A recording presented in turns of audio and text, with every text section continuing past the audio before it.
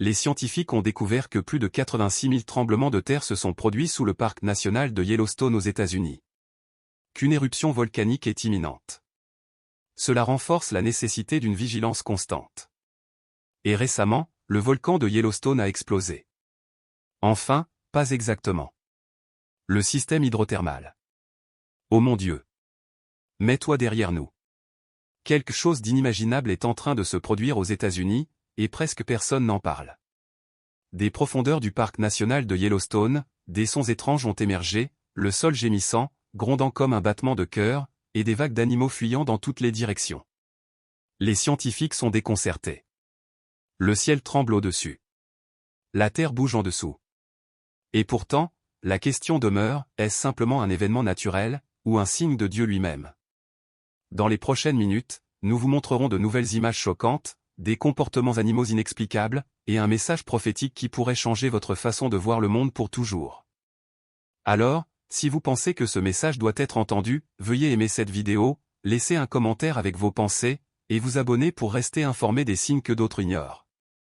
Pendant des années, le parc national de Yellowstone a attiré des millions de visiteurs avec sa beauté majestueuse, ses geysers imposants et sa faune emblématique.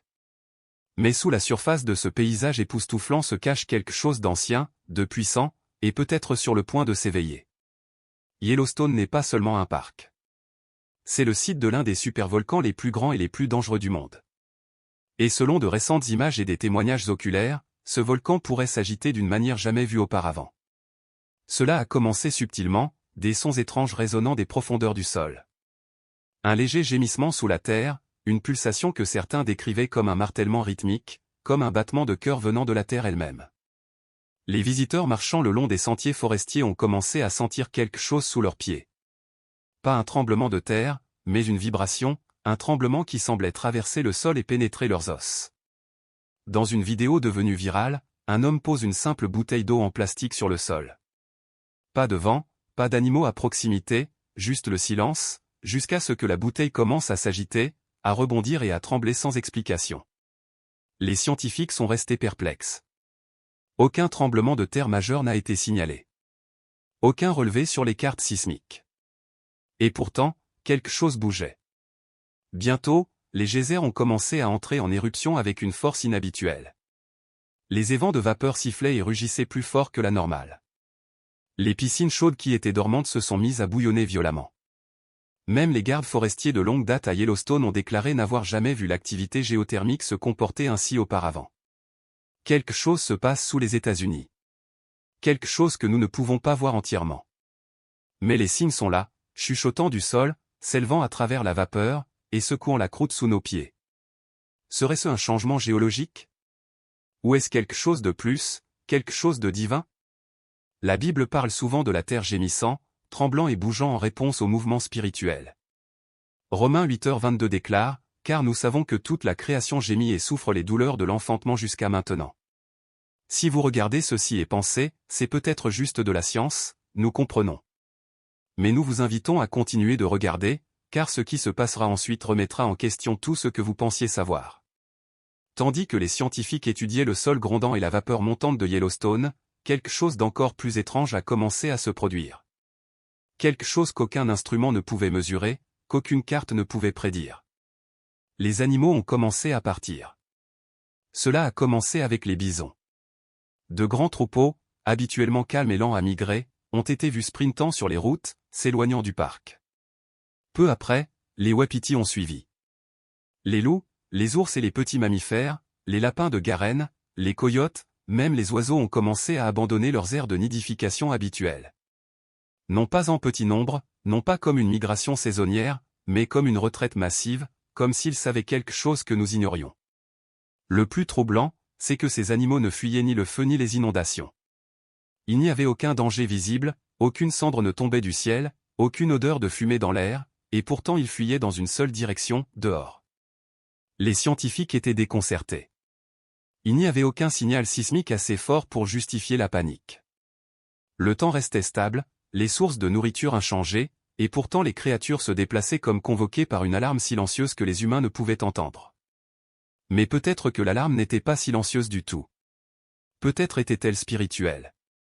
La Bible enseigne depuis longtemps que la nature répond à la voix de son Créateur.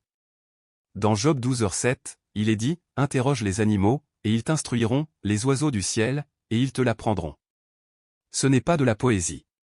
C'est une instruction divine. Un appel à nous humilier et à observer ce que les bêtes savent déjà. Les animaux sont toujours connectés au rythme de la terre d'une manière que les humains ont oubliée. Depuis la chute d'Adam et Ève, l'humanité s'est éloignée de son harmonie originelle avec la création. Nous avons bâti des tours de connaissance, mais avons oublié le langage de l'instinct. Nous sommes devenus plus bruyants dans nos débats, mais plus sourds à la voix de Dieu dans le vent, l'eau et la faune. Et pourtant, les animaux se souviennent, ils écoutent. Et quand quelque chose de sacré s'agite sous le sol, quelque chose d'ancien, quelque chose qui n'est pas de ce monde, ils répondent. Un rapport a raconté que des milliers d'ours se tenaient côte à côte au bord de Yellowstone, refusant de bouger, ni agressifs, ni passifs, bloquant simplement l'accès comme s'ils protégeaient le parc de quelque chose, ou peut-être nous protégeant de ce qui en sortait. Qu'est-ce qui pourrait pousser prédateurs et proies à abandonner leur foyer en unité? Quelle force est assez forte pour annuler des générations de comportements naturels? Est-ce l'instinct? Est-ce la survie? Ou est-ce la prophétie? On nous a dit de veiller aux signes, d'observer la création, de rester vigilants. Et si la terre tremble et que les animaux fuient, peut-être que les cieux vont parler ensuite. L'idée que Yellowstone puisse entrer en éruption ressemble à de la science-fiction, ou à une scène tirée d'un film catastrophe, mais ce n'est pas de la fiction. La vérité est bien plus glaçante. Yellowstone est classé comme un supervolcan, ce qui signifie qu'il a le pouvoir de déclencher une éruption des milliers de fois plus puissante qu'un volcan ordinaire. Et si ce jour venait, les conséquences seraient catastrophiques, non seulement pour les États-Unis, mais pour le monde entier. Au centre de Yellowstone se trouve une chambre magmatique massive s'étendant sur des kilomètres sous la surface. Si cette chambre venait à se rompre, la première vague de destruction serait instantanée. Lave et cendres oblitérant tout sur un rayon de 100 miles. Les forêts disparaîtraient. Les villes seraient effacées. Les routes, les rivières, les maisons englouties par le feu et la pierre. Mais ce n'est que le début. En quelques heures, un colossal nuage de cendres s'élèverait dans l'atmosphère, transporté par les vents de haute altitude à travers le pays. Les cieux s'obscurciraient, non pas pour des jours, mais pour des semaines. Les cendres pleuvraient comme une couverture de poison, recouvrant les bâtiments, bloquant les moteurs et contaminant les réserves d'eau. Le transport aérien s'arrêterait net. Les récoltes échoueraient. Le bétail périrait. Les hôpitaux déborderaient. Et puis la température chuterait. Les gaz libérés, notamment le dioxyde de soufre, se convertiraient en aérosols, créant une barrière dans la haute atmosphère qui réfléchirait la lumière du soleil loin de la Terre. Ce n'est pas seulement théorique. Cela s'est déjà produit.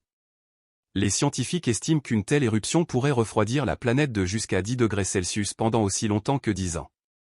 Un hiver volcanique des temps modernes. Des milliards de personnes ressentiraient les effets, non seulement en Amérique, mais en Asie, en Europe, en Afrique. Famine, effondrement économique, troubles civils, une planète en crise. Et pourtant, rien de tout cela ne serait causé par la guerre, la politique ou l'invention humaine. Juste le souffle de la Terre libéré d'un coup. Alors, nous demandons à nouveau, s'agit-il simplement d'une pression géologique qui s'accumule avec le temps? Ou Dieu utilise-t-il la création elle-même pour sonner l'alarme, avertissant avant que le monde ne change pour toujours? Car si Yellowstone explose, le monde tel que nous le connaissons ne sera plus jamais le même. Tout au long de l'Écriture, Dieu a utilisé la nature non seulement comme toile de fond, mais comme une voix. Les cieux proclament sa gloire. La terre répond à son commandement. Et maintes fois, les événements naturels majeurs ont été plus que de simples phénomènes géologiques. Ils étaient théologiques. Dans Genèse chapitre 19, lorsque Dieu a jugé Sodome et Gomorrhe, ce n'était pas par l'épée ou l'armée. C'était par le feu et le soufre tombant du ciel. Dans Exode 10, lorsque Pharaon a endurci son cœur, Dieu a couvert l'Égypte d'une obscurité surnaturelle qui a duré 3 jours entiers. Si profonde, dit la Bible, qu'elle pouvait être ressentie. Avançons jusqu'à Apocalypse 6, et il nous est dit que le soleil deviendra noir, la lune rouge comme le sang, et le sol tremblera à mesure que les sceaux seront brisés et que le jugement se déploiera. Ce n'étaient pas des métaphores symboliques. C'étaient de vrais événements dans de vrais lieux, secouant de vraies vies. Et chacun d'eux servait un but clair, réveiller les gens à la réalité de Dieu. Yellowstone pourrait-il être le prochain de ces moments? Nous vivons une époque où la surdité spirituelle est généralisée, où la société a ignoré la voix douce et tranquille de Dieu. Mais il parle toujours de manières impossibles à ignorer, dans les vagues rugissantes, dans les étoiles filantes, dans le sol tremblant. Romains 8h22 nous dit que toute la création gémit et souffre comme dans les douleurs de l'enfantement. Qu'est-ce que cela signifie? Cela signifie que la planète elle-même n'est pas neutre. Elle réagit. Elle crie. Elle participe à l'histoire divine. Quand nous voyons des animaux fuir et des geysers bouillir, quand nous entendons les gémissements du sol et le tonnerre sans nuages, peut-être devrions-nous cesser de nous demander ce que cela signifie géologiquement, et commencer à nous demander ce que Dieu révèle spirituellement. Le livre d'Ésaïe 24h20 avertit, « La terre chancelle comme un ivrogne, elle est secouée comme une cabane, sa rébellion pèse sur elle. » Ce n'est pas de la poésie. C'est une prophétie. La terre ne meurt pas seulement. Elle témoigne, non pas du réchauffement climatique, ni de la politique climatique, mais de quelque chose d'éternel, un créateur, un juge, et peut-être un roi qui revient bientôt. Pour ceux qui ont des oreilles pour entendre et des yeux pour voir, ce n'est pas le moment de rejeter les signes étranges. C'est le moment d'écouter. Cela a commencé comme un murmure, à peine perceptible. Un faible bourdonnement dans la nuit, un grondement sourd que personne ne pouvait retracer. Mais au cours des derniers mois, des sons troublants ont été signalés à travers les États-Unis, et personne ne peut les expliquer. Des forêts de Washington au désert de l'Arizona, des collines des Appalaches aux rues de New York, les gens entendent quelque chose de profond, métallique et d'un autre monde. Certains disent que cela ressemble à une trompette. D'autres le décrivent comme un gémissement, comme si la terre elle-même criait. Ce ne sont pas des incidents isolés. Des rapports proviennent de partout au pays, nord, sud, urbain, rural. Certains disent que le son vient du ciel.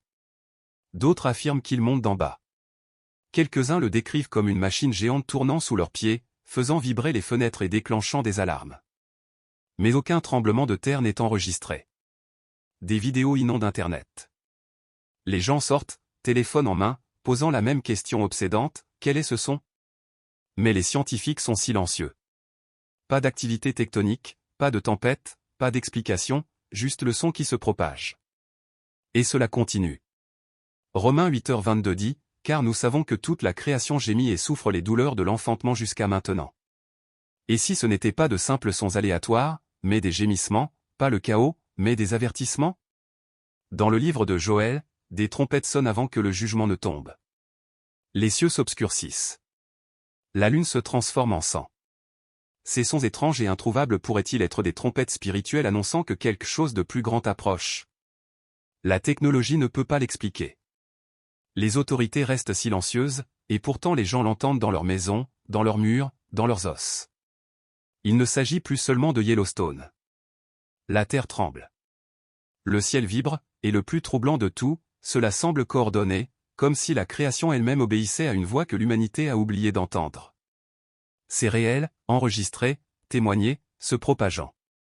Et si ce sont des sons du ciel, ou des avertissements d'en bas, alors ce qui vient ensuite pourrait ne pas être un son du tout. Tandis que des sons étranges résonnent à travers la nation et que les animaux fuient Yellowstone, beaucoup se demandent, qu'est-ce que cela signifie? Dieu parle-t-il à travers la création? La réponse pourrait se trouver dans l'un des plus anciens livres de la Bible. Job 12h7-10 contient une instruction profonde, souvent négligée, mais qui semble aujourd'hui plus urgente que jamais.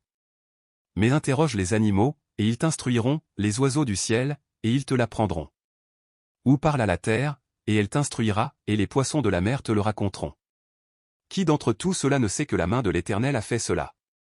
Ce n'est pas une suggestion poétique. C'est un commandement, une invitation divine à écouter le monde que Dieu a créé. Car la création elle-même est un témoin. Le mot hébreu utilisé ici pour interroger signifie s'enquérir profondément, comme le ferait un prophète. Cela signifie chercher la révélation à travers ce que Dieu a déjà conçu, ses animaux, ses rivières, son sol, ses cieux. Et si la migration massive des animaux, le silence anormal dans les forêts, les sources bouillantes et le sol gémissant étaient tous des messages? Non pas des métaphores, mais un langage divin. On ne nous a pas dit d'ignorer ces choses. On nous a dit d'interroger, et peut-être, juste peut-être, la terre répond. Quand le sol tremble sous nos pieds, quand les animaux fuient sans avertissement, et quand les cieux résonnent de sons que personne ne peut expliquer, nous nous retrouvons à un carrefour. Non seulement entre la peur et la foi, mais entre la cécité et l'éveil. ces événements qui se déroulent à travers l'Amérique ne sont pas isolés. Ils sont superposés, persistants et étrangement unifiés.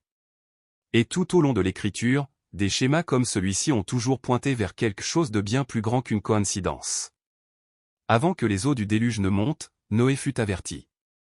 Avant que le feu ne tombe sur Sodome, l'eau fut conduite hors de la ville. Avant le jugement, Dieu parle toujours, parfois par des prophètes, parfois par des anges, et parfois par la terre elle-même. Peut-être ce que nous observons maintenant n'est pas seulement un signe de désastre, mais un appel au retour. Une incitation tranquille du Créateur tissée dans le mouvement et le son de la nature, nous invitant à faire une pause, à nous humilier et à lever les yeux. Romains 13h11 nous rappelle, c'est d'ailleurs le moment de se réveiller du sommeil, car maintenant le salut est plus près de nous que lorsque nous avons cru. Le timing de ces événements ne peut être ignoré. Le gémissement de la création, le silence de la science, l'urgence dans l'atmosphère. Tout cela fait écho à un message ancien qui transcende les données et entre dans l'âme. Ce n'est peut-être pas la fin. C'est peut-être le début de l'éveil. Le genre d'éveil que l'Écriture a dit qu'il viendrait comme un voleur dans la nuit, subtil, soudain, et impossible à ignorer. Alors non, ce n'est pas un appel à la panique. C'est un appel à se préparer, non pas à reculer dans la peur, mais à rester ferme dans la foi. Parce que si ces signes sont réels, si la terre témoigne effectivement, alors le moment d'agir n'est pas un jour. C'est maintenant. Et si vous êtes arrivés jusqu'ici, nous vous demandons de rejoindre cette communauté grandissante de veilleurs et de croyants. Veuillez prendre un moment pour aimer cette vidéo. Cela aide les autres à trouver la vérité. Partagez vos pensées dans les commentaires ci-dessous. Avez-vous senti quelque chose changer là où vous êtes? Et surtout, abonnez-vous à cette chaîne pour rester informé à mesure que de nouveaux signes apparaissent. Ensemble, nous continuerons de veiller. Ensemble, nous resterons éveillés. Et ensemble, nous ne serons pas ébranlés.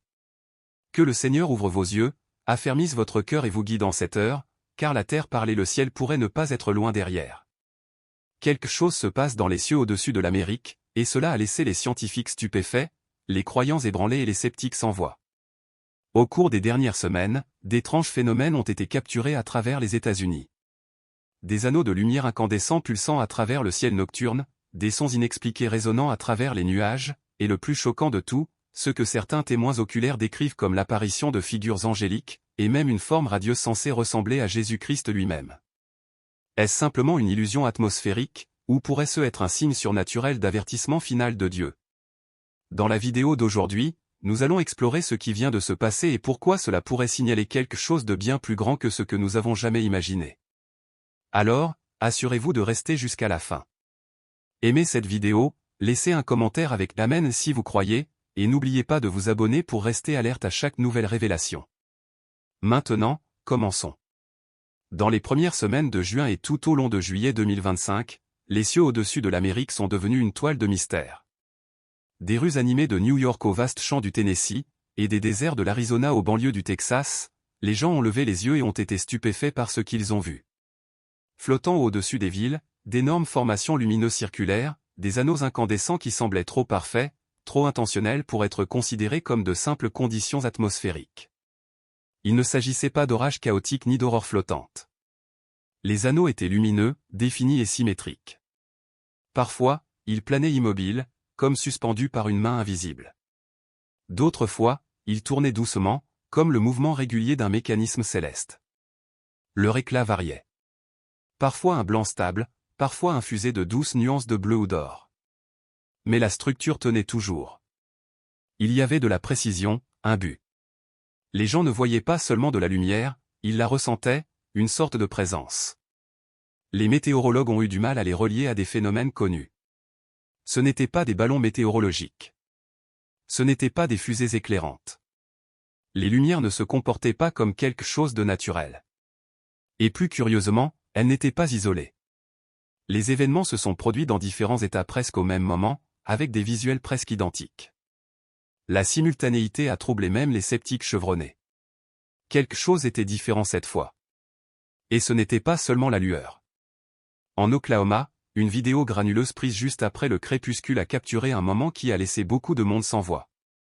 Loin à l'horizon, plusieurs figures ailées se déplaçaient avec une grâce lente et délibérée à travers le ciel ouvert.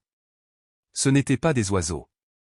Leurs ailes étaient trop grandes, trop définies, et leurs mouvements étaient trop fluides, comme si elles étaient portées par quelque chose d'invisible.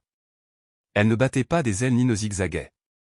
Au lieu de cela, elles planaient de manière stable et silencieuse, comme des sentinelles observant d'en haut.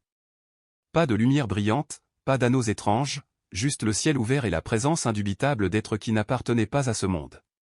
Pour ceux qui l'ont vu, le souvenir est resté gravé dans leur esprit. Car à ce moment-là, on a eu l'impression que le ciel s'était rapproché, et pour un bref instant, le voile s'était levé, révélant les observateurs d'en haut. En réponse, les agences gouvernementales n'ont offert que des explications vagues. Les conférences de presse ont cité l'optique atmosphérique, les couches nuageuses de haute altitude ou les perturbations plasmatiques. Certains scientifiques ont spéculé sur des charges électriques dans la haute atmosphère, mais ce n'étaient que des théories, pas des conclusions. Et pour beaucoup, les explications sont venues trop tard ou ont semblé trop forcées. C'était un signe. L'Écriture a longtemps parlé de tels moments.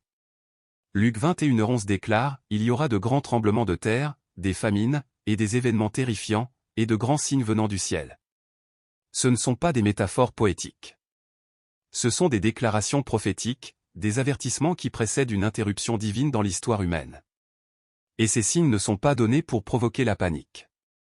Ils sont destinés à réveiller un monde endormi. Joël 2h30 déclare avec une puissance solennelle, « Je ferai paraître des prodiges dans les cieux et sur la terre, du sang, du feu et des colonnes de fumée. » Il ne s'agit pas seulement de perturbations atmosphériques. Ce sont des signes d'un royaume qui approche. La Bible dépeint une image où les derniers jours sont marqués non seulement par le chaos sur terre, mais par des messages dans le ciel. Des messages écrits non en mots, mais en lumière, en son et en silence. Et c'est peut-être ce qui rend ce moment si urgent. Car quand le ciel commence à se révéler par des signes, ce n'est pas seulement pour nous impressionner. C'est pour nous préparer.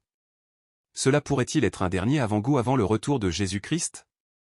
En 1906, alors que le réveil d'Azusa Street enflammait un mouvement pentecôtiste mondial, on racontait l'histoire d'une grande lumière et d'une lueur inexplicable planant au-dessus du lieu de rassemblement. Des témoins, croyants et sceptiques, ont rapporté avoir vu un feu qui ne brûlait pas, reposant sur le modeste bâtiment en bois de Los Angeles. Ils ont décrit des visites angéliques et des sons surnaturels. Pendant les guerres, notamment la Première et la Seconde Guerre mondiale, les soldats dans les tranchées parlaient souvent de voir des figures lumineuses marcher parmi eux la nuit. Certains ont raconté des visions d'hommes en blanc apparaissant dans des moments de peur ou de mort imminente, apportant réconfort et paix. Ces rapports étaient souvent considérés comme des hallucinations, mais ils étaient cohérents, étrangement cohérents. Même au cours des décennies plus récentes, des moments isolés ont été enregistrés. Des fermiers voyant des figures lumineuses dans leurs champs, des pilotes rapportant des lumières étranges qui se déplaçaient avec un but, et non de manière chaotique. Et pourtant, ce que nous voyons aujourd'hui semble plus grand en échelle, plus large en portée et plus lourd de sens. Car contrairement aux événements passés qui étaient discrets, personnels ou cachés, ce qui se déroule maintenant est public. C'est capturé en vidéo. C'est discuté sur les plateformes sociales. C'est partagé, non par des prédicateurs, mais par des gens ordinaires. Des gens sans arrière-pensée. Des gens qui ne s'attendaient pas à croire en quoi que ce soit au-delà de ce qu'ils pouvaient voir et toucher, tremblant maintenant sous des cieux qui semblent s'ouvrir avec une intention divine. Ce n'est pas de l'hystérie. Ce n'est pas un complot. C'est la prophétie devenant visible. Et cela nous amène à nous demander, pourquoi maintenant? Pourquoi à ce moment précis de l'histoire, une époque de troubles mondiaux, de divisions politiques, d'apathie spirituelle et de ténèbres croissantes, commençons-nous à voir ces signes? Pourquoi apparaissent-ils dans la terre autrefois appelée une ville sur une colline, une nation fondée sur les principes de la liberté sous Dieu? C'est peut-être parce que l'Amérique, elle aussi, se trouve à un carrefour, et que les cieux font écho à un choix que chaque personne doit faire. Ignorerons-nous les signes comme les générations précédentes, ou lèverons-nous les yeux, écouterons-nous et tournerons-nous nos cœurs vers celui qui parle encore? Ce ne sont pas seulement des merveilles. Ce sont des avertissements. Et amis, si cela a remué quelque chose en votre esprit, ne partez pas inchangés. Ce qui suit pourrait être encore plus révélateur. Les signes dans le ciel ne sont que le début. Ce qui se passe sur terre et ce qui se passe dans le royaume que nous ne pouvons pas voir est sur le point de s'intensifier. Alors, ne vous arrêtez pas ici. Dans la section suivante, nous examinerons comment l'Amérique elle-même est ébranlée, non seulement politiquement, mais spirituellement. Et nous verrons ce que la prophétie dit des jours à venir. Sous la lueur des cieux, des fissures commencent à apparaître dans les fondations de la nation, politiques, culturelle et spirituelle. Au cours des derniers mois, les troubles politiques se sont accélérés au-delà du bruit partisan habituel. Les divisions internes au sein des deux grands partis ont éclaté au grand jour. Les dirigeants autrefois considérés comme intouchables sont soudainement vulnérables. Les allégeances changent. Des démissions se produisent, et des vérités enfouies commencent à remonter à la surface. Les dossiers Epstein, longtemps ignorés par beaucoup comme un complot ou une distraction, sont revenus sur le devant de la scène. Les allégations autrefois murmurées sont maintenant criées. Des noms longtemps protégés sont remis en question. Il y a un sentiment que le rideau est tiré, non par l'homme, mais par quelque chose de plus élevé. Cela fait écho à l'avertissement prophétique prononcé il y a des années par Kim Clément qui a parlé d'un étrange mois de juillet, d'un été qui tremblerait pour que la chute puisse faire son œuvre. Il a déclaré que beaucoup tomberaient et beaucoup se relèveraient. En regardant l'Amérique maintenant, on ne peut s'empêcher de se demander, sommes-nous en train de voir cette prophétie se dérouler en temps réel? Pourtant, cet ébranlement va au-delà de la politique. L'économie américaine, autrefois la fierté du marché mondial, vacille maintenant sous le poids de l'instabilité. L'inflation a transformé les nécessités quotidiennes en luxe pour beaucoup. La classe moyenne diminue. La peur se fait plus forte dans les rayons des supermarchés et les stations-service. Et tandis que les experts financiers débattent de statistiques et de prévisions, les citoyens moyens ressentent la pression dans leur foyer et leur cœur. Mais le plus profond bouleversement est peut-être spirituel. Les églises à travers la nation traversent une crise identitaire. Certaines sont devenues des lieux de divertissement, cherchant la pertinence au détriment de la révérence. D'autres sont devenues silencieuses sur les questions de vérité, choisissant le confort plutôt que la confrontation. D'autres encore se sont fracturées de l'intérieur, déchirées par la politique, le scandale ou la fatigue. Et pourtant, au milieu de ce tremblement, il y a aussi une séparation. L'Écriture parle d'un feu purificateur, non pas pour détruire, mais pour purifier. Hébreux 12 décrit comment Dieu permet que toutes les choses qui peuvent être ébranlées soient ébranlées afin que seul ce qui est inébranlable puisse demeurer. Ce que nous observons pourrait être un tel moment. Un ébranlement divin qui élimine le faux, expose ce qui est caché et réveille ce qui est endormi. Pendant des années, l'Amérique a eu la réputation d'être un phare, un lieu où la foi et la liberté marchaient main dans la main. Mais maintenant, alors que les ombres s'étendent sur ces institutions et que le bruit remplit ces rues, cette lumière s'est estompée. Et la question qui persiste n'est pas seulement « que se passera-t-il ensuite ?», mais « qui restera debout quand la poussière retombera ?» Par une soirée tranquille de la mi-juillet 2025, quelque chose s'est produit que personne n'aurait pu anticiper.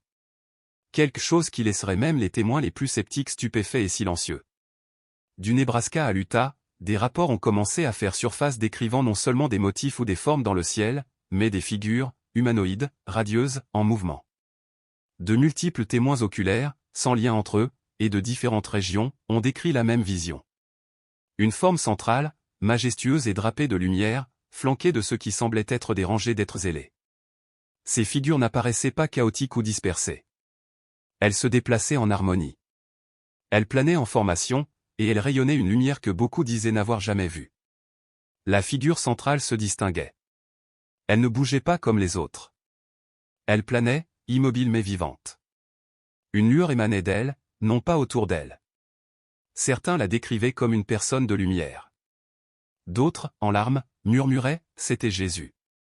Un témoin, ancien pilote militaire, a déclaré « j'ai volé par tous les temps, dans toutes sortes de distorsions lumineuses imaginables, mais ce n'était pas une distorsion. C'était une présence. Cela semblait éternel. » L'événement n'a pas duré longtemps. En quelques minutes, le ciel a retrouvé sa lueur antérieure. Les anneaux se sont estompés. Les figures ont disparu. Mais pour ceux qui l'ont vu, la vie ne serait plus jamais la même. Ce qui donne un tel poids à ce moment, ce ne sont pas seulement les images, mais la cohérence des rapports. Différentes langues, différentes régions, différentes visions du monde, et pourtant des descriptions presque identiques. Et rien de tout cela ne correspond à aucune condition atmosphérique connue. Dans l'Écriture, des moments similaires ont été enregistrés. Dans Apocalypse 1, l'apôtre Jean décrit Jésus glorifié comme vêtu d'une robe descendant jusqu'à ses pieds, avec une ceinture d'or autour de sa poitrine. Son visage était comme le soleil qui brille dans toute sa splendeur. Dans Matthieu 24h30, Jésus lui-même dit « Alors le signe du Fils de l'homme paraîtra dans le ciel, et alors toutes les tribus de la terre se lamenteront, et elles verront le Fils de l'homme venant sur les nuées du ciel avec puissance et une grande gloire. Se pourrait-il que cette récente apparition, si soudaine, si inexplicable, soit une préfiguration de cette même promesse, non pas le second avènement lui-même, mais un rappel divin qu'il est proche? Des moments comme ceux-ci ne sont pas donnés pour le spectacle. Ils sont donnés pour l'éveil. Dans l'Ancien Testament, avant que le jugement ne tombe, Dieu envoyait souvent un signe final. Parfois par des prophètes, parfois par des rêves, et parfois par le ciel. Le but était toujours le même, ramener les gens à lui. C'est peut-être ce que nous avons vu. Non pas un spectacle, mais une convocation, une invitation visible du ciel à se souvenir de ce que beaucoup ont oublié. Qu'il veille toujours. Qu'il vient toujours, et que le voile est plus mince que nous le pensons. Tandis que les cieux peuvent attirer nos yeux vers le haut, quelque chose de plus profond se passe à l'intérieur. Ces signes, ces visions radieuses et ces interruptions divines, font plus que susciter la curiosité. Elles divisent les cœurs. Non par la violence ou la peur, mais par la décision. Chaque fois que le ciel se révèle, une ligne spirituelle est tracée. Non pas entre les nations ou les camps politiques, mais entre ceux qui croient et ceux qui rejettent. Entre ceux qui répondent avec révérence et ceux qui défilent avec indifférence. Entre ceux qui disent « Oui, Seigneur » et ceux qui murmurent « Pas encore ». C'est le moment de la séparation. Tout au long de l'Écriture, Dieu a toujours préservé un reste, quelques fidèles qui ont choisi la vérité plutôt que le confort, la repentance plutôt que la rébellion, et la crainte du Seigneur plutôt que les applaudissements des hommes. Ce reste se lève à nouveau, discrètement, sans fanfare. Ils prient en secret, jeûnent en silence, éteignent le bruit du monde et accordent leur cœur au ciel. Ce sont eux qui tiendront quand d'autres tomberont. Le livre d'Apocalypse 3h16 donne un avertissement sobre, ainsi, parce que tu es tiède, et que tu n'es ni froid ni bouillant, je te vomirai de ma bouche. Ce n'est pas un message pour les athées. C'est un message pour ceux qui sont à moitié éveillés, les fidèles occasionnels, ceux qui connaissent juste assez de vérité pour se sentir en sécurité, mais pas assez pour se sentir abandonnés. Et maintenant, alors que le voile s'amincit et que les signes s'intensifient, le temps de vivre tièdement est révolu. Ce qui est apparu dans le ciel n'est pas seulement de la lumière. C'est une alarme divine, une convocation spirituelle, un appel au retour, au réalignement, à la repentance. Car Dieu ne montre pas seulement des signes dans les cieux, il sonde les cœurs sur la terre. C'est la guerre spirituelle à son plus subtil et à son plus dangereux. L'ennemi veut que vous soyez distrait, diverti, confortable. Il veut que vous expliquiez ce que vous avez vu, que vous vous en moquiez, que vous disiez peut-être un jour. Parce que si vous restez endormi, vous restez vulnérable. Mais si vous vous réveillez, si vous répondez, si vous tournez votre visage vers Dieu, alors vous faites partie de quelque chose d'éternel, d'inébranlable, de saint. Alors que ce soit votre moment. Éteignez le bruit, prenez votre Bible, tombez à genoux. Demandez au Seigneur d'ouvrir vos yeux. Demandez-lui de purifier votre cœur. Demandez-lui de vous montrer où vous vous êtes égaré et où vous devez vous tenir. Parce qu'il ne s'agit plus de ce qui se passe autour de nous. Il s'agit de ce qui se passe en nous. Et si ce que vous avez vu, ce que vous avez entendu, ce que vous avez ressenti a remué quelque chose dans votre âme, ne l'ignorez pas, laissez un commentaire ci-dessous avec un mot, éveille-toi. Que le ciel voie votre réponse. Que le monde sache où vous vous tenez. Et si vous ne l'avez pas déjà fait, aimez cette vidéo, abonnez-vous à cette chaîne, et partagez-la avec quelqu'un qui a besoin de savoir. Le voile s'amincit, les signes apparaissent, et Jésus appelle. Écoutez-vous? Êtes-vous prêts? La terre tremble. Quelque chose vient de se passer aux États-Unis que personne ne peut ignorer. À travers la nation, des villes animées à la campagne tranquille, des événements inexplicables se déroulent. Des sons mystérieux résonnent dans les cieux. Des rivières deviennent pourpres. Le sol lui-même tremble sous des lieux autrefois sacrés. Ce ne sont pas des incidents isolés. Ce sont des échos, des avertissements divins réverbérant à travers le tissu du temps. Ce n'est pas une simple nouvelle. C'est une alarme spirituelle. L'atmosphère n'est plus la même. Les cieux s'agitent, et au plus profond du cœur de millions de personnes, une question monte comme un murmure à travers la tempête, sont-ce les derniers signes?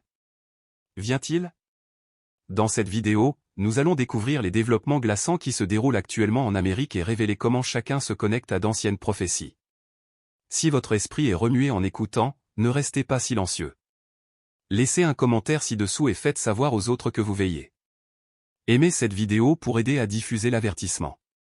Et si vous ne l'avez pas déjà fait, abonnez-vous à la chaîne pour ne pas manquer ce qui vient ensuite. Car ce qui se déroule maintenant pourrait n'être que le début. L'Amérique tremble. Et pas seulement métaphoriquement.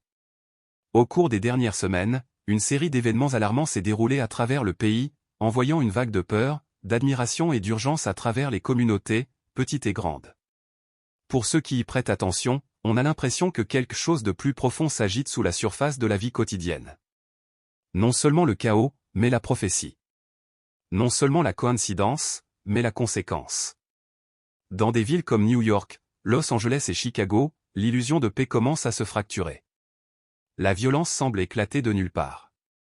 Des flash mobs pillent les magasins en plein jour tandis que les passants regardent, trop stupéfaits ou trop effrayés pour intervenir. Les écoles sont en confinement plus fréquemment. Le son des sirènes est devenu une bande sonore quotidienne. Et pourtant, la peur va au-delà de la criminalité. C'est comme si l'air lui-même était plus lourd, plus tendu, plus fragile. Même la nature semble agitée. Des inondations soudaines ont frappé des zones qui n'avaient pas connu de fortes pluies depuis des décennies. Au cœur de l'Arizona, une ville désertique a été engloutie par un mur d'eau en quelques minutes. Des tornades sont apparues là où aucune tornade n'avait touché le sol depuis plus d'un siècle. Les incendies de forêt californiens brûlent maintenant plus chaud et plus rapidement, forçant des milliers de personnes à fuir. Et dans l'état tranquille du Vermont, un gouffre s'est ouvert sous une petite église pendant un service, juste sous l'autel, fendant la plateforme en deux. Des témoins l'ont décrit comme un moment figé dans le temps. Personne n'a été blessé, mais tout le monde est reparti changé. Était-ce juste de la géologie, où Dieu ébranlait les fondations? Tandis que les agences gouvernementales se démènent pour offrir des explications, changement climatique, dégradation des infrastructures, troubles politiques, de nombreux croyants posent une question différente. Et si c'était le jugement? Et si c'était la miséricorde déguisée en avertissement? À travers le paysage spirituel de l'Amérique, un autre changement se produit, plus silencieux, mais plus dangereux. Les églises qui prêchaient autrefois l'évangile avec audace édulcorent maintenant la vérité au nom de la tolérance. La prédication biblique est remplacée par des discours de motivation. La repentance est devenue un mot oublié. Pendant ce temps, l'occulte est en hausse. Les cartes de tarot sont vendues dans les librairies grand public. La sorcellerie est glorifiée à la télévision et commercialisée auprès des adolescents comme un moyen d'autonomisation. Des statues de Baphomet sont érigées dans les lieux publics tandis que les croix sont retirées pour éviter d'offenser. Dans une telle nation, autrefois considérée comme un phare de foi et de liberté, les signes de déclin spirituel sont indéniables. Ce n'est plus une lente dérive, mais un détournement délibéré. Et pourtant, au milieu de tout cela, il reste, un peuple qui n'a pas plié le genou, une génération qui veille encore, qui attend encore et qui croit encore. Ce que nous observons en Amérique n'est peut-être pas simplement l'effondrement de la culture. Cela pourrait être quelque chose de bien plus significatif, un ébranlement permis par Dieu pour rappeler son peuple, pour réveiller l'Église endormie, pour préparer les cœurs à ce qui vient. Car une fois que l'ébranlement commence, la scène est prête pour quelque chose de plus grand. Ce qui se passera ensuite ne dépendra pas de la politique, des politiques ou des présidents. Cela dépendra de la capacité de cette nation à entendre l'avertissement ou à l'ignorer. Et à la fin, seule une voix demeurera, la voix qui appelle du ciel, disant « Revenez à moi ». Cela a commencé par un murmure dans le ciel, un son que personne ne pouvait expliquer. Au petit matin au-dessus du Colorado, des centaines de résidents sont sortis de leur maison, les yeux levés vers le ciel, attirés par quelque chose qu'ils ne pouvaient pas voir, mais qu'ils pouvaient indéniablement entendre. Un profond bourdonnement métallique résonnait au-dessus des nuages, montant et descendant comme les éclats d'une trompette lointaine. Il n'y avait pas de tempête, pas d'avion, pas d'activité militaire.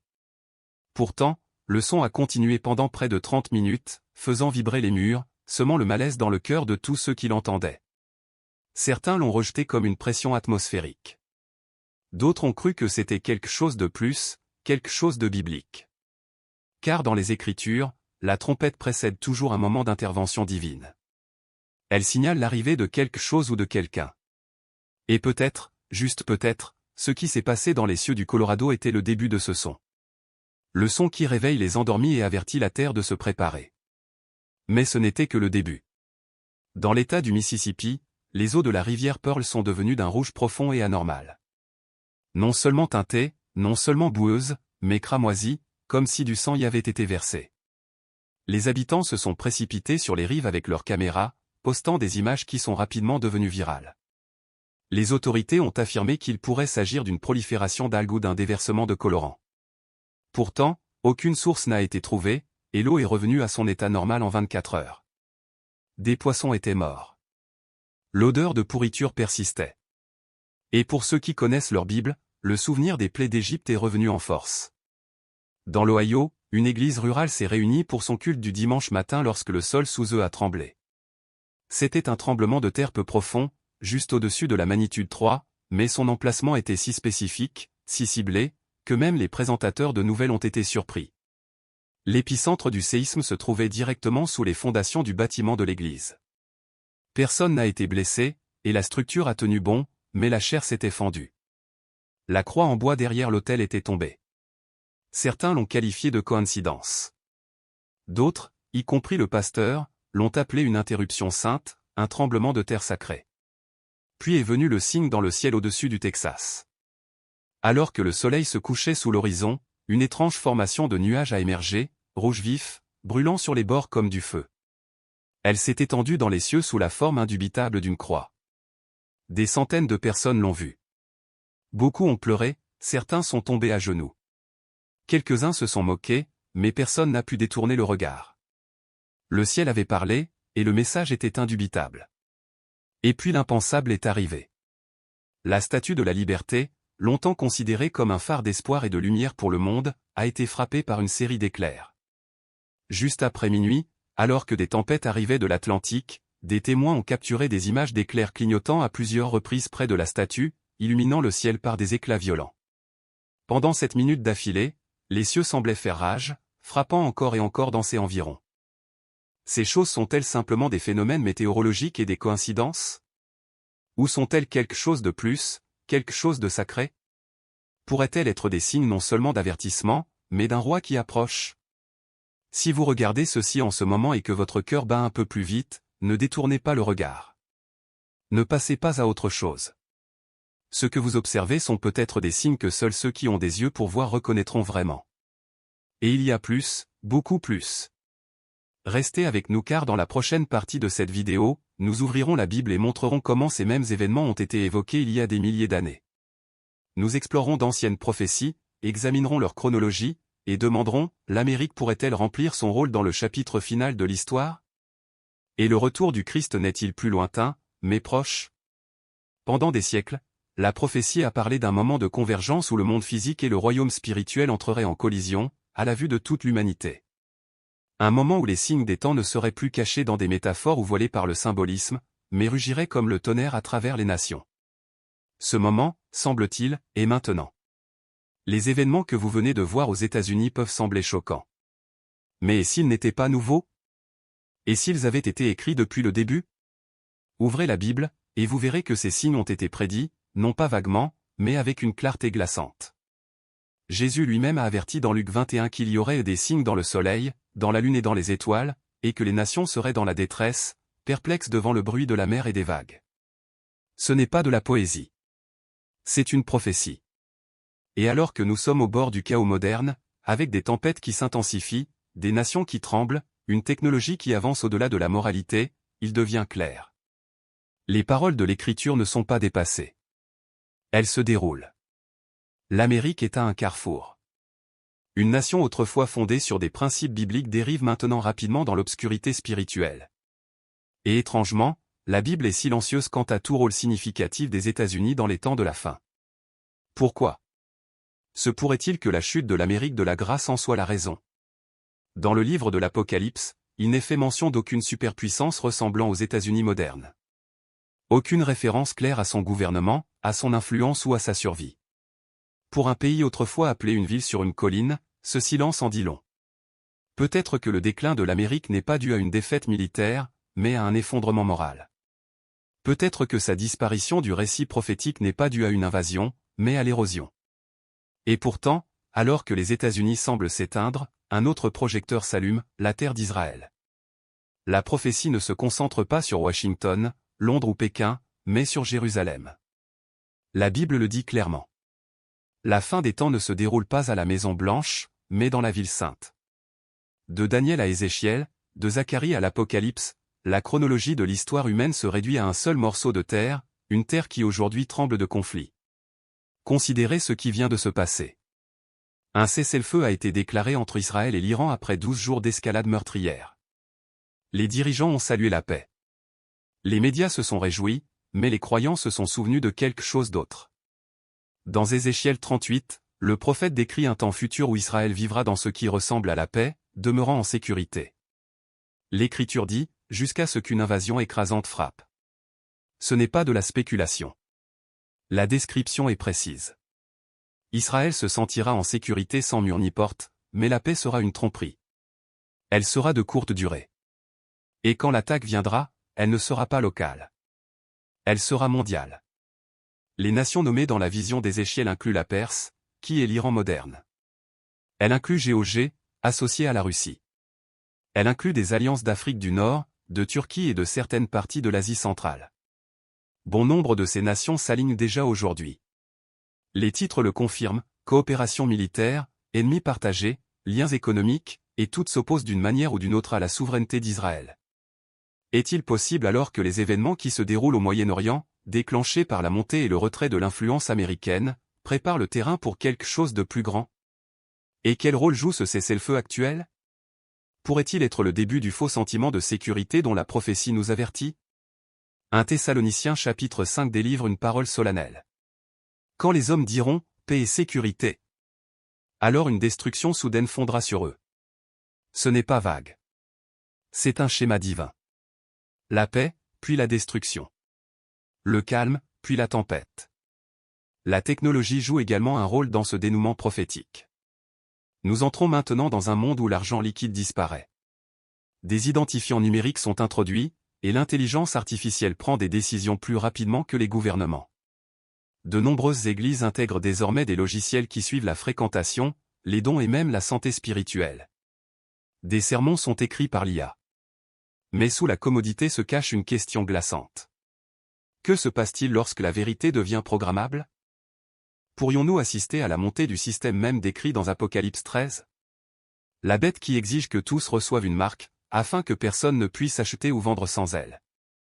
Ce n'est pas de la science-fiction. C'est la prophétie qui fusionne avec la réalité. Les frontières entre le spirituel et le technologique s'estompent. Pourtant, à travers tout cela, une vérité demeure. Jésus-Christ est le centre de tout. Les signes ne sont pas aléatoires.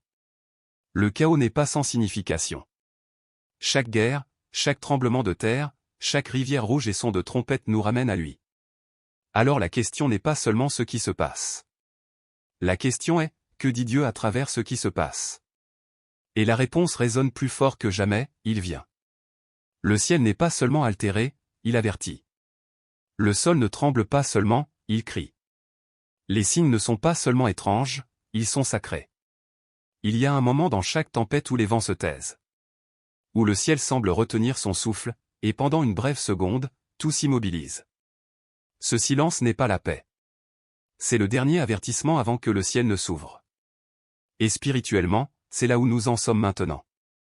Le danger aujourd'hui n'est pas que le monde soit chaotique. C'est que, dans de nombreux endroits, tout semble encore normal. Les gens vont au travail, rient avec des amis, font des projets pour le week-end. Mais sous le rythme de la routine se cache quelque chose de dangereux, l'assoupissement spirituel. Jésus a mis en garde contre cela. Il a dit qu'avant son retour, la vie semblerait ordinaire. Les gens mangeraient et boiraient, se marieraient et seraient donnés en mariage, jusqu'à ce que le déluge vienne et les emporte tous. Et ce déluge revient, non pas d'eau, mais de feu, non pas de destruction pour la colère, mais pour la rédemption. Dieu n'est pas intéressé à punir le monde. Il est intéressé à le purifier. Mais avant de purifier la terre, il purifie d'abord son peuple. C'est pourquoi le jugement commence dans la maison de Dieu.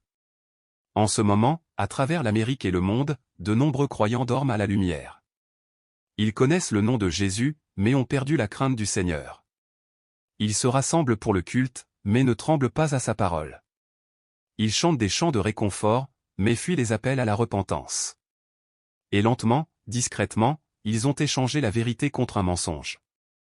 Le temps est venu de se réveiller. L'Église ne doit plus rester silencieuse. Nous ne sommes pas appelés à divertir le monde, mais à le confronter à la vérité. Nous ne sommes pas appelés à nous fondre dans la masse, mais à nous distinguer. En cette heure, Dieu ne cherche pas des artistes. Il cherche des sentinelles, ceux qui se tiendront sur la muraille et crieront même quand personne ne voudra écouter. Nous devons revenir. Revenir à la sainteté. Revenir à l'humilité. Revenir à la croix. Parce qu'il ne s'agit pas seulement d'un réveil national. Il s'agit d'un réveil personnel. Ce moment de l'histoire n'est pas seulement un appel à changer la société. C'est un appel à changer les cœurs, à se détourner du péché, à pardonner aux autres, à faire la paix avec Dieu. Apocalypse 3h20 dit, « Voici, je me tiens à la porte, et je frappe. » Ce verset n'a pas été écrit pour les incroyants. Il a été écrit pour l'Église. Jésus frappe, non pas aux portes des bâtiments gouvernementaux ou des scènes de divertissement, mais aux portes de son propre peuple. L'ébranlement de l'Amérique n'est pas simplement un avertissement au monde. C'est un avertissement à l'épouse du Christ. Un dernier cri avant le retour de l'époux. Et pourtant, même maintenant, sa miséricorde est ouverte. Comme Ninive, nous avons encore le temps. Dieu a envoyé Jonas pour proclamer le jugement. Mais quand le peuple s'est repenti, il s'est ravisé. C'est le cœur de notre Dieu. Lent à la colère, abondant en bonté. Mais nous ne devons pas tester sa patience. Il y a une ligne dans le sable, et nous sommes dangereusement près de la franchir. Maintenant est le temps de se repentir. Pas demain, pas quand c'est pratique, mais maintenant. Car à quoi bon connaître la prophétie si elle ne nous change pas? À quoi bon voir des signes s'ils ne nous poussent pas à genoux? L'ébranlement a commencé. Les avertissements sont partout. Mais la vraie question est, comment allez-vous réagir? Allez-vous attendre que les choses s'aggravent? Ou allez-vous répondre à sa voix maintenant? Alors que cette vidéo continue, nous vous emmènerons dans la dernière image, le dernier mouvement de cette symphonie prophétique, le retour du roi, et ce que cela signifie pour ceux qui sont prêts et ceux qui ne le sont pas. Ne détournez pas le regard. Ce qui vient ensuite est la partie la plus importante de toutes. Il vient. Non pas en théorie, non pas en métaphore, mais en majesté. Les signes ne sont plus des rumeurs. Ce sont des confirmations. Du sol tremblant sous les autels sacrés aux signes ardents gravés dans le ciel, tout dit une seule vérité, le roi est en chemin. Ce n'est pas le Jésus dont le monde préfère se souvenir. Ce n'est pas l'enfant silencieux dans une crèche, ni l'enseignant marchant au bord de la mer de Galilée. Ce n'est même pas le sauveur souffrant pendu à la croix. Non, c'est le Christ ressuscité, régnant, revenant. Celui dont les yeux sont comme des flammes de feu, dont la voix tonne comme des eaux impétueuses, dont le vêtement est trempé de sang, et dont le nom est fidèle et vrai. Apocalypse chapitre 19 le décrit chevauchant un cheval blanc, à la tête des armées du ciel. Il ne vient pas négocier. Il vient régner. Il ne demande pas la permission. Il réclame ce qui lui appartient déjà. Le monde ne votera pas sur son retour. Il s'inclinera. Il est le roi des rois, le seigneur des seigneurs, et le juge de toute chair. Et quand il viendra, il n'y aura plus de délai, plus d'avertissement, plus d'invitation. Seule une réalité demeurera, l'éternité scellée en un instant. La question n'est pas, Jésus reviendra-t-il? Il le fera. La vraie question est, serez-vous prêts quand il le fera? Car quand il reviendra, il n'y aura que deux réponses. Pour ceux qui le connaissent, une joie indicible. Pour ceux qui l'ont rejeté, une peur inimaginable. La trompette résonne déjà. Les rouleaux sont déroulés. Les derniers grains de sable glissent à travers le sablier de l'histoire. Le ciel ne dort pas. La terre n'est pas silencieuse. L'esprit n'est pas immobile. Vous ne regardez pas ceci par accident. Vous êtes ici parce que Dieu tend la main une fois de plus avant que la porte ne se ferme. Si votre cœur est remué, si quelque chose en vous crie, oui, je crois. Je vois les signes. Je sais que le temps est court, alors répondez. Faites que ce moment compte. Commentez ci-dessous avec ces mots, je suis prêt pour son retour. Dites-le avec foi. Dites-le à voix haute si vous le devez. Que le ciel et l'enfer sachent où vous vous tenez. Et si ce message a touché votre âme, a ouvert vos yeux ou a éveillé quelque chose en vous, aimez cette vidéo afin que d'autres la voient. Partagez-la avec quelqu'un qui dort encore, quelqu'un qui a besoin d'être secoué pour retrouver la clarté spirituelle. Et si vous ne l'avez pas déjà fait, abonnez-vous à cette chaîne, car les signes s'intensifient. Les révélations s'accélèrent. Et chaque semaine, nous veillerons, nous avertirons et nous nous préparons ensemble. Il vient. Le ciel se fendra. Les nations se lamenteront, mais ceux qui lui appartiennent se lèveront avec joie pour le rencontrer dans les airs. Jusqu'à ce jour, restez vigilants. Restez fidèles. Et restez prêts. Il y a 3 minutes, quelque chose s'est passé aux États-Unis qui a laissé même les croyants les plus fermes sans voix. Et si je vous disais que les signes dont nous avons été avertis dans l'Écriture ne sont plus à venir? Ils sont là. Et ce moment est peut-être le plus clair appel au réveil à ce jour. Il ne s'agit pas de politique ou de gros titres. Il s'agit de la prophétie qui se déroule sous nos yeux. Des cieux surnaturels au système en effondrement, l'Amérique montre des signes non seulement de déclin, mais de jugement divin et du retour imminent de Jésus-Christ. Alors, avant d'aller plus loin, je vous invite à aimer cette vidéo, à commenter vos pensées ci-dessous, et à vous abonner pour plus de révélations prophétiques enracinées dans la parole de Dieu. Car aujourd'hui, nous ne parlons pas seulement de nouvelles. Nous les interprétons à travers le prisme de l'éternité. Ce qui vient de se passer pourrait être le dernier avertissement. Pendant des décennies, l'Amérique s'est dressée fièrement aux yeux du monde, symbole de force, de sécurité et de liberté inégalée. C'était l'endroit où la liberté résonnait fort, où la quête du bonheur était protégée par la loi, et où les croyants pouvaient adorer sans crainte. Mais les pages de l'Écriture ont longtemps murmuré une vérité différente, que même les empires les plus puissants tombent, pas toujours par l'épée ou le feu, mais souvent par de subtils signes dans les cieux. Et maintenant, ces signes ont commencé à apparaître. Aujourd'hui, les cieux au-dessus de l'Amérique sont témoins de quelque chose d'au-delà du naturel. Ce qui ressemblait autrefois à une météo ordinaire est devenu une toile de symbolisme divin. Dans plusieurs États, des nuages ont été vus formant des formes ressemblant indubitablement à des ailes angéliques, larges, lumineuses et immobiles.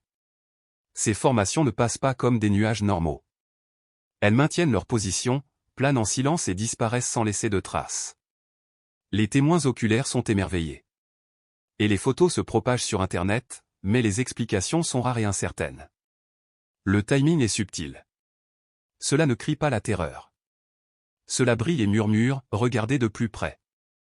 Mais derrière ces apparitions discrètes se cache un message qui pourrait parler plus fort que n'importe quelle émission. Les cieux, le firmament même, déclarent que nous sommes en territoire prophétique. Et pourtant, beaucoup restent inconscients. L'apôtre Paul a averti d'une génération qui serait toujours à apprendre, mais jamais capable de parvenir à la connaissance de la vérité. Un peuple entouré de merveilles, mais aveugle à ce qu'elles signifient. Ce verset décrit une grande partie de ce que nous voyons dans l'Église américaine aujourd'hui. Des rassemblements avec des chants, mais pas de reddition. La foi avec de l'émotion, mais pas d'obéissance.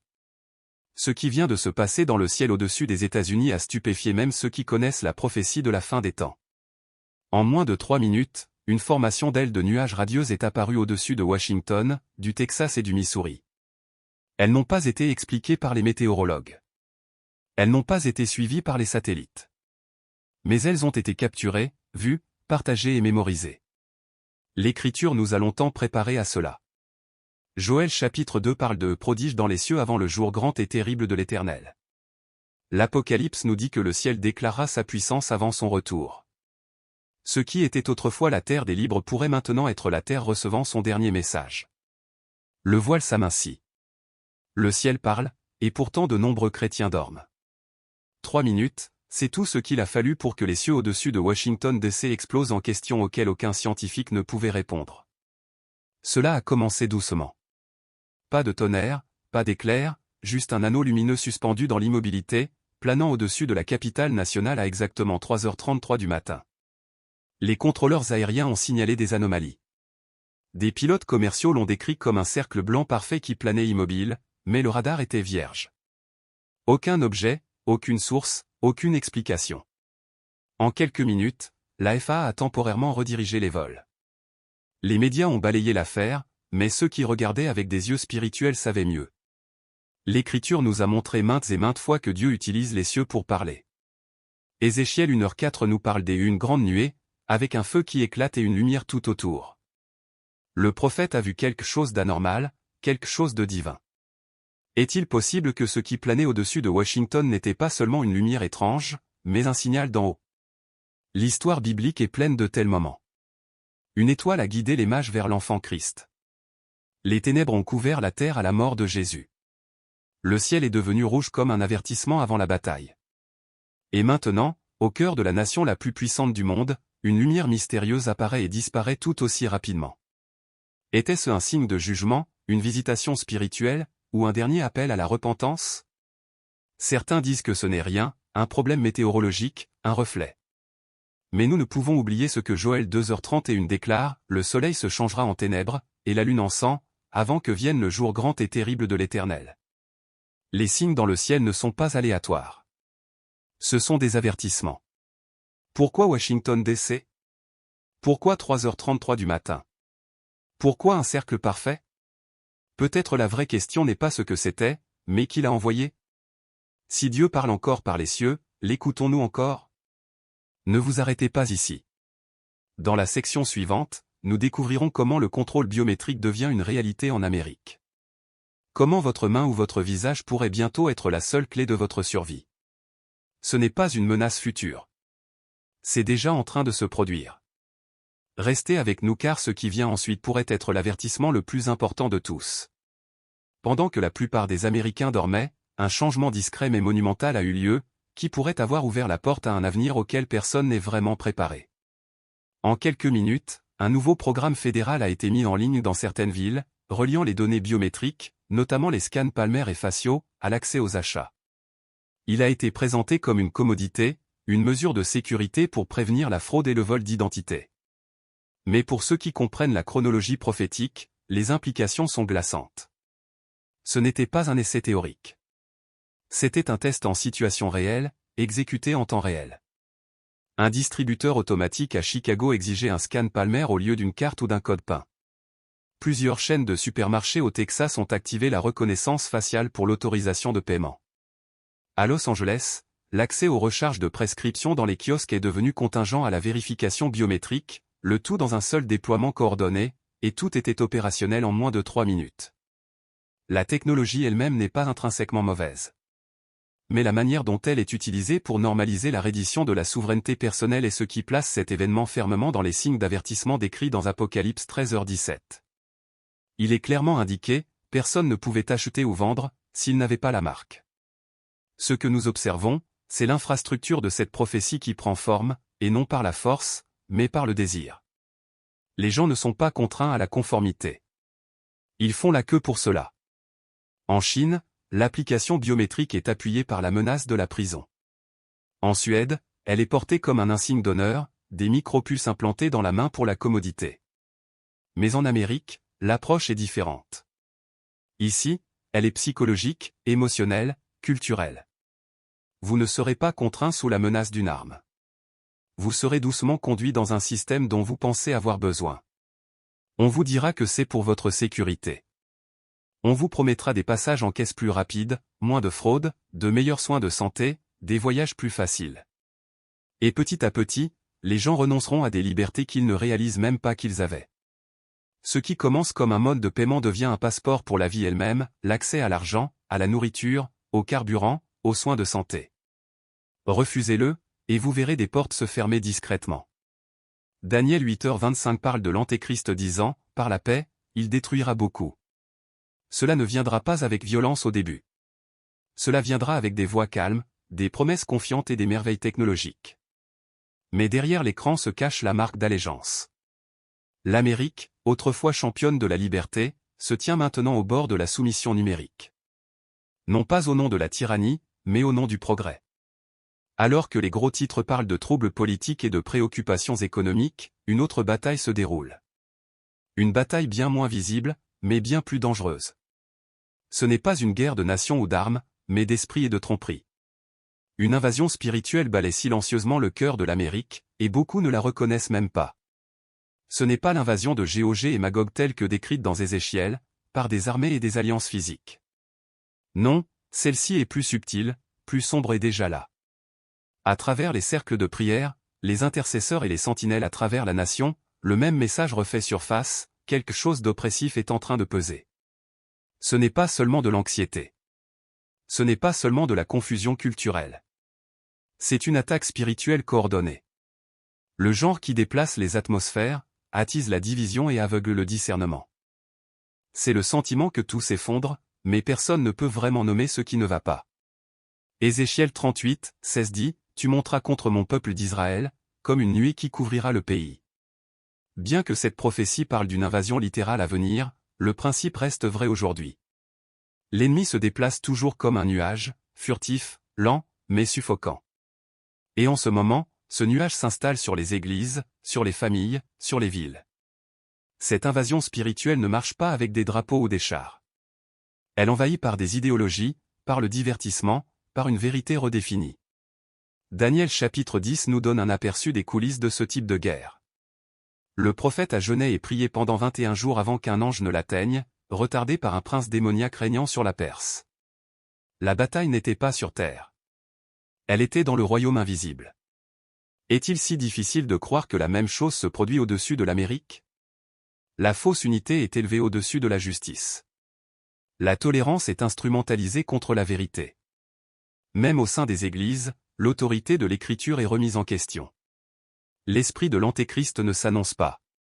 Il s'immisce par le compromis et perdure par le silence. Apocalypse 12 parle d'un dragon qui fait la guerre à la femme et à sa descendance, ceux qui gardent les commandements de Dieu. Cette guerre n'a pas pris fin au ciel. Elle a continué sur terre. Et le champ de bataille inclut maintenant les chairs américaines, les familles américaines et les cœurs américains. Ce qui rend ce moment si urgent, c'est qu'il n'est pas visible comme une guerre. Ce n'est pas aussi évident qu'une législation. C'est un brouillard spirituel, une lente suffocation de la vérité. Et pourtant, malgré tout cela, le peuple de Dieu n'est pas impuissant. Chaque grand réveil de l'histoire est survenu après un moment de profonde obscurité spirituelle. Lorsque la tromperie s'est enhardie, la repentance a résonné plus fort. Cette invasion ne peut être arrêtée par la politique ou la protestation. Elle ne peut être chassée que par la prière, la sainteté et un retour à la parole de Dieu. La bataille n'est pas contre les gens. Elle est contre les puissances. Et si nous continuons à la traiter comme une guerre culturelle, nous perdrons. Mais si nous la voyons pour ce qu'elle est, un affrontement entre la lumière et les ténèbres, nous nous lèverons. L'invasion est là. Mais notre roi l'est aussi. Pour de nombreux croyants, l'idée de la reconstruction du troisième temple semble lointaine, un événement réservé à un futur éloigné. Mais si les préparatifs étaient non seulement en cours, mais sur le point d'être achevés? Et si l'Amérique, sciemment ou non, jouait un rôle central dans sa réalisation? Le mont du Temple à Jérusalem est le morceau de terre le plus contesté sur terre. Pour les musulmans, il abrite le dôme du rocher et la mosquée Al-Aqsa. Pour les Juifs, c'est le site historique du temple de Salomon et du second temple, détruit en 70 après Jésus-Christ. Pour les chrétiens qui étudient la prophétie, c'est la scène sur laquelle se jouera le dernier acte de la rébellion humaine. 2 Thessaloniciens 2h4 décrit l'homme de péché, l'Antéchrist, qui s'assied comme Dieu dans le temple de Dieu, se faisant passer lui-même pour Dieu. Pour que cette prophétie soit littéralement accomplie, il doit y avoir un temple littéral. Et pour la première fois en près de 20 ans, cette possibilité n'est plus théorique. L'Institut du Temple à Jérusalem a discrètement préparé chaque élément nécessaire au culte du Temple, plus de 100 vases sacrés fabriqués avec une précision biblique. Les vêtements du grand prêtre, le chandelier d'or, les trompettes d'argent, l'autel de l'encens, ils ne sont pas imaginés, ils sont stockés. Des prêtres de la lignée d'Aaron ont été identifiés par l'ADN et formés aux rituels anciens. Même l'huile d'onction, préparée avec des ingrédients que l'on croyait perdus dans l'histoire, a été recréée. Mais il y a une chose que l'Institut ne peut produire, la permission politique. Et c'est là que l'Amérique entre en jeu. Ces dernières années, les États-Unis ont modifié leur politique étrangère de manière à renforcer l'accès juif à Jérusalem. Les accords d'Abraham, signés à Washington, ont marqué le début d'une reconfiguration dramatique de la politique du Moyen-Orient, normalisant les relations entre Israël et plusieurs nations arabes. Et maintenant, les diplomates américains étendent discrètement les protections du patrimoine religieux juif sur le mont du Temple. Il y a tout juste 3 minutes, une nouvelle mise à jour de politique a été discrètement publiée par un responsable américain. Une mise à jour qui élargit le plaidoyer américain pour l'accès religieux juif à Jérusalem. Elle ne nomme pas directement le Temple, mais elle supprime un langage de longue date qui protégeait le statu quo actuel. C'est une fissure dans le barrage. Se pourrait-il que le poids politique de l'Amérique fasse pencher la balance? Que, au nom de la liberté religieuse et de la paix, l'Amérique aide à poser les bases légales du temple même où l'Antéchrist se tiendra un jour? Le livre de l'Apocalypse ne suggère pas que le temple sera saint. Il avertit qu'il sera profané, mais sa reconstruction marque un point de non-retour, un compte à rebours. Ce qui semblait autrefois impossible semble maintenant inévitable. Et l'Amérique, la même nation fondée sur des principes bibliques, pourrait bientôt devenir le plus grand facilitateur de prophéties, à la fois glorieuses et sombres. Le temple n'est pas seulement une structure. C'est un signe. C'est la pièce maîtresse de la tromperie finale. Et comme l'Écriture nous l'avertit, quand ce temple sera de nouveau debout, le monde changera pour toujours. Dans une nation remplie d'églises, de sermons et de services dominicaux, on pourrait supposer que la vérité spirituelle prospère en Amérique. Mais regardez sous la surface et vous trouverez quelque chose de bien plus troublant. Une rébellion silencieuse drapée de langage religieux. Un déni subtil du Dieu même que beaucoup prétendent servir. Ce qui vient de se passer dans l'une des plus grandes dénominations américaines est un rappel sobre, cette apostasie n'est plus à venir. Elle est déjà là. Un vote a été exprimé. Une politique a été adoptée. Et en un seul instant, des doctrines clés ont été redéfinies. Elle ne parlerait plus ouvertement du péché. Le retour du Christ a été discrètement retiré du programme d'enseignement. Le langage sur la sainteté et la repentance a été adouci, remodelé ou entièrement effacé. La raison, nous voulons être plus inclusifs, mais à quel prix? 2 Timothée 4:3 et 4 nous avertit, car il viendra un temps où les hommes ne supporteront pas la saine doctrine, mais, ayant la démangeaison d'entendre des choses agréables, ils s'amasseront des docteurs selon leurs propres désirs, détourneront l'oreille de la vérité, et se tourneront vers les fables. Ce temps est arrivé. La tromperie la plus dangereuse n'est pas l'athéisme. C'est une fausse version du christianisme, un message qui utilise le nom de Jésus, mais dépouille sa puissance, sa souveraineté et ses commandements. Il offre le confort sans la conviction, la grâce sans la vérité, la bénédiction sans l'obéissance. Et il dit aux gens ce qu'ils veulent entendre au lieu de ce dont ils ont besoin. Cette tromperie ne prend pas d'assaut bruyamment. Elle s'insinue lentement par le langage, par le compromis, par la culture. Une église ne tombe pas du jour au lendemain. Elle dérive. Et cette dérive se produit en ce moment même, des chaires au séminaire en passant par les ministères en ligne qui comptent des millions d'adeptes. Apocalypse 3 décrit une église comme celle-ci, l'église de Laodicée, tiède, ni froide ni chaude, confortable, riche et aveugle. Jésus leur dit, parce que tu es tiède, et que tu n'es ni froid ni bouillant, je te vomirai de ma bouche. Ce n'est pas symbolique. C'est un rejet divin. Ce qui rend ce moment encore plus dangereux, c'est que de nombreux croyants ne reconnaissent pas le changement. Les sermons semblent toujours bibliques. Les chants mentionnent toujours Jésus, mais la puissance a disparu. L'urgence a disparu. La croix n'est plus centrale. Vous l'êtes. Cela ne se produit pas seulement dans des coins obscurs. C'est au centre du christianisme américain. Des dénominations autrefois enracinées dans le réveil sont maintenant motivées par des stratégies de marketing. Des pasteurs plus préoccupés par les plateformes que par les lieux de prière. Des églises mesurant le succès non par la repentance, mais par la fréquentation. L'Antéchrist n'a pas besoin de détruire l'Église. Il n'a qu'à l'infecter jusqu'à ce qu'elle paraisse vivante, mais qu'elle soit spirituellement morte.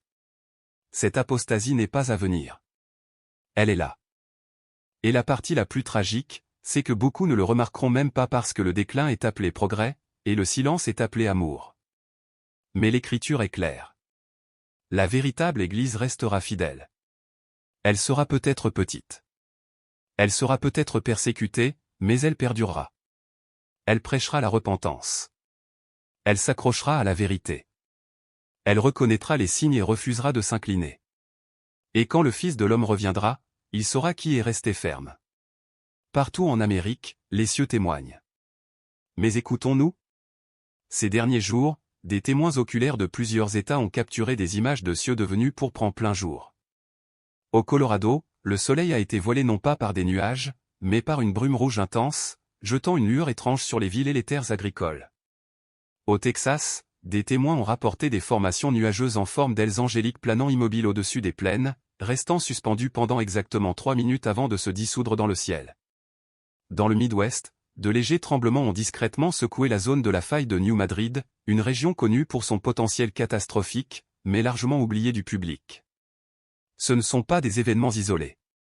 Ce sont des signes convergents, anomalies atmosphériques, activités sismiques inexpliquées, images écrites dans le ciel comme des avertissements tracés dans le vent et le feu. Tandis que le monde les appelle des phénomènes météorologiques, La parole de Dieu les appelle des signaux. Luc 21h11 déclare, « Il y aura de grands tremblements de terre en divers lieux, et des famines, et des pestes, et des phénomènes effrayants, et de grands signes du ciel. » Romains 8h22 affirme, « Nous savons que la création tout entière gémit et souffre les douleurs de l'enfantement jusqu'à présent. » La création n'est pas passive. Elle répond à son Créateur. Et quand le monde s'éloigne davantage de Dieu, la nature elle-même commence à trembler. Tout comme le sang dans le Nil a précédé l'Exode, tout comme les ténèbres sont tombées avant la crucifixion, l'ébranlement de la terre et le cri des cieux aujourd'hui pourraient annoncer ce qui vient ensuite. Ces signes ne durent pas longtemps. Souvent, ils passent en silence, un éclair de 3 minutes, une ombre fugace, une brève vibration sous vos pieds. Mais pour ceux qui sont éveillés dans l'esprit, ils ressemblent à des coups de trompette, rapides, surprenants et impossibles à ignorer. Ils ne sont pas aléatoires.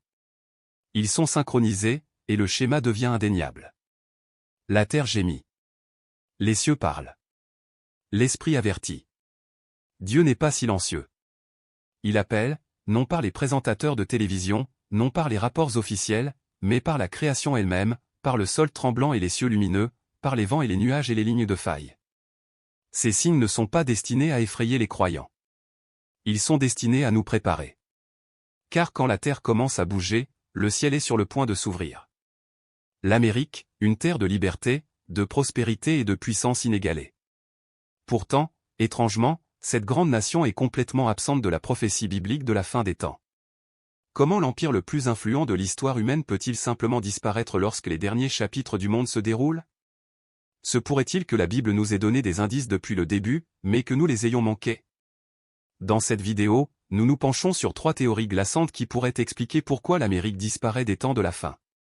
Des prophéties antiques à l'effondrement moderne, de la domination militaire à la ruine spirituelle, de la force économique à la désolation soudaine, rien ne vous préparera à ce que vous êtes sur le point de découvrir.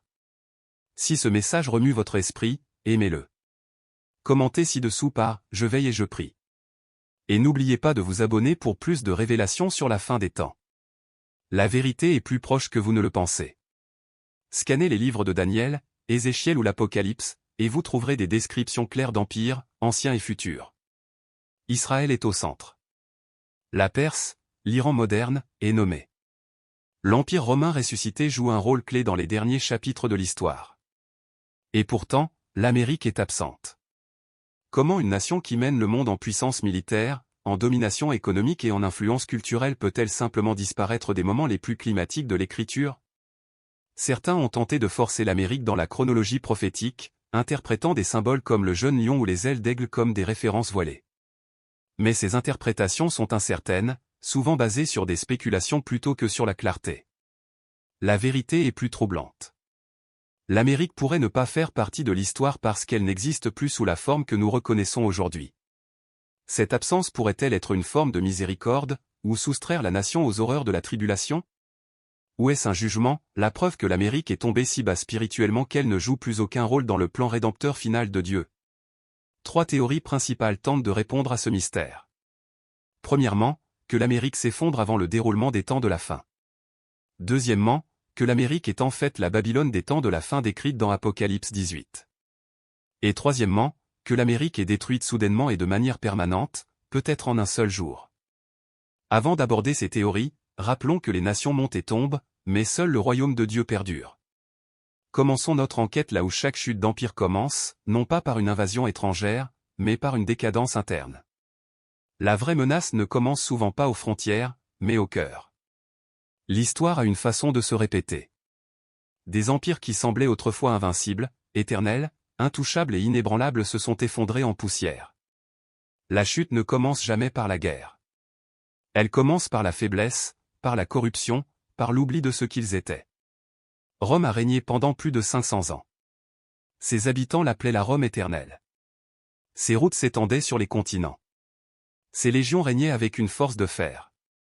Mais aujourd'hui, les touristes paient un petit droit pour se promener parmi ces ruines, prenant des selfies au milieu des colonnes brisées de ce qui fut autrefois la plus grande puissance sur Terre. L'Empire britannique, à son apogée, contrôlait près d'un quart des terres mondiales et 23% de sa population. Le soleil ne s'y couchait jamais. Maintenant, il peine à maintenir l'unité du Royaume-Uni lui-même, menacé par l'indépendance écossaise, la division irlandaise et le regret post-colonial.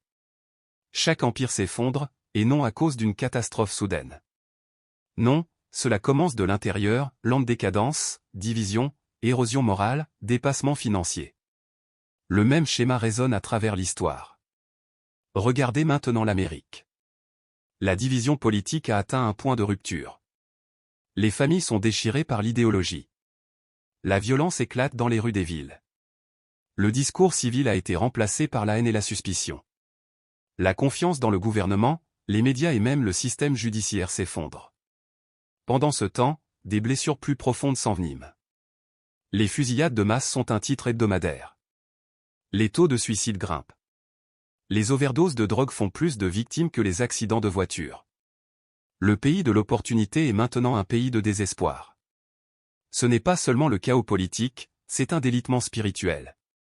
Et puis il y a les signes. Début 2025, les médias locaux du Texas ont commencé à signaler un phénomène étrange. Une section de la rivière Rouge était devenue d'un rouge profond et anormal.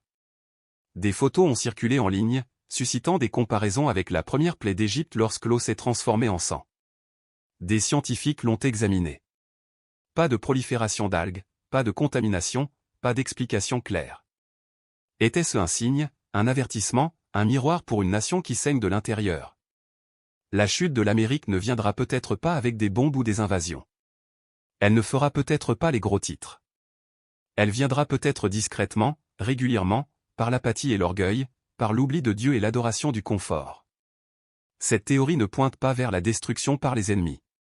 Elle pointe vers l'autodestruction. Pas un grand coup, mais un lent délitement. Pas un feu soudain, mais une érosion silencieuse. Et cela, peut-être, est encore plus terrifiant. Parmi les interprétations les plus débattues de la prophétie biblique figure l'identité de Babylone la Grande dans Apocalypse 18. Beaucoup supposent qu'il s'agit des ruines de l'ancienne Babylone dans l'Irak moderne. Mais ce n'est pas ce que le texte décrit. Cette Babylone n'est pas une ruine oubliée. C'est une puissance florissante, luxueuse et profondément corrompue au centre du commerce mondial et de la tromperie spirituelle. Lisons ce que dit la Bible.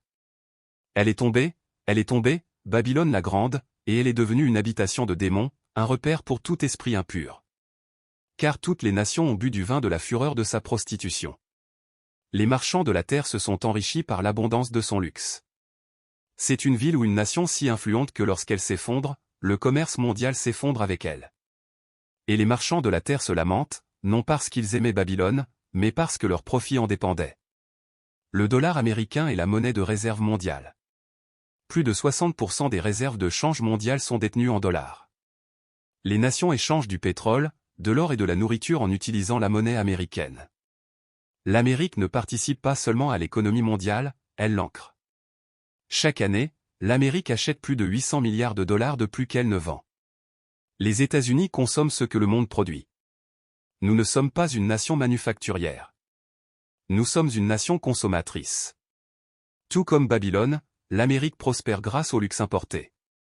L'Apocalypse décrit une liste de biens, or, argent, épices, et même les âmes des hommes. C'est un parallèle glaçant. Les États-Unis ont bâti une économie sur le luxe, l'excès et le divertissement. Pendant que la traite continue, l'addiction se propage et la dignité est échangée contre le profit. L'Amérique opère également plus de 750 bases militaires dans plus de 80 pays. Elle dépense plus pour la défense que les 10 nations suivantes réunies. Comme l'ancienne Babylone, l'Amérique utilise son pouvoir pour maintenir le commerce mondial et protéger ses intérêts économiques. Rome gardait ses routes. La Grande-Bretagne patrouillait ses mers. L'Amérique fait les deux avec des satellites dans l'espace et des navires dans tous les océans. Apocalypse 18 dit, et tous ceux qui avaient des navires sur la mer devinrent riches par ses richesses. Ce n'est pas un empire enclavé. C'est une puissance maritime, une force commerciale mondiale protégée par une portée militaire inégalée. Hollywood est devenu le compteur du monde. Les films américains dominent le box-office mondial. Notre argot envahit les langues. Notre musique, notre mode et nos valeurs façonnent les rêves des nations. Mais cette influence n'est pas neutre. L'Apocalypse dit que Babylone a enivré les nations. L'Amérique exporte non seulement la culture, mais la confusion. Nous célébrons ce que l'Écriture appelle le péché. Nous normalisons ce qui était impensable. Par le biais des écrans, nous formons le monde. La fréquentation des églises est passée de 70% en 1999 à moins de 50% aujourd'hui. L'analphabétisme biblique est généralisé. De nombreux chrétiens ne peuvent pas nommer les 4 évangiles, mais connaissent les paroles de toutes les chansons pop et publicités. Apocalypse dépeint Babylone comme fière, indulgente et impénitente. Je suis assise en reine, je ne suis point veuve, et je ne verrai point le deuil, déclare-t-elle. Cet orgueil résonne dans notre politique, notre divertissement et même nos chairs. Babylone se croit invincible. Mais le Seigneur dit, en un seul jour ces fléaux viendront, la mort, le deuil et la famine, et elle sera brûlée par le feu, car il est puissant le Seigneur Dieu qui la juge. L'Amérique aussi croit qu'elle est trop grande pour tomber. Pourtant, l'Écriture avertit, l'orgueil précède la destruction. Et maintenant, un autre signe étrange. Fin 2024, dans une petite ville du Missouri, une statue de la Vierge Marie a commencé à pleurer. Cela a attiré les foules.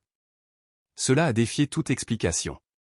Les tests n'ont trouvé aucune plomberie, aucun mécanisme, aucune cause connue. Pour beaucoup, cela a été rejeté. Pour d'autres, c'était un avertissement, une nation autrefois sous Dieu, pleurant maintenant ce qu'elle est devenue.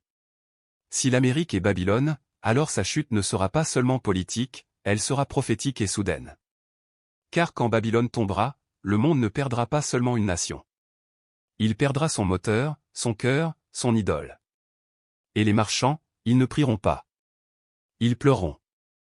Non pas parce qu'ils aiment Babylone, mais parce qu'elle était leur Dieu. Le livre de l'Apocalypse ne décrit pas seulement la chute de Babylone en termes spirituels ou symboliques. Il parle d'une destruction soudaine, de feu et de deuil en une seule heure.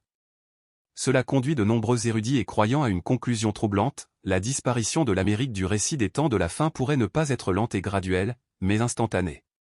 L'ancienne Babylone s'est estompée sur des siècles. Rome s'est effondrée par phases, mais la Babylone de l'Apocalypse est frappée rapidement, complètement anéantie en un seul jour. Le texte est catégorique.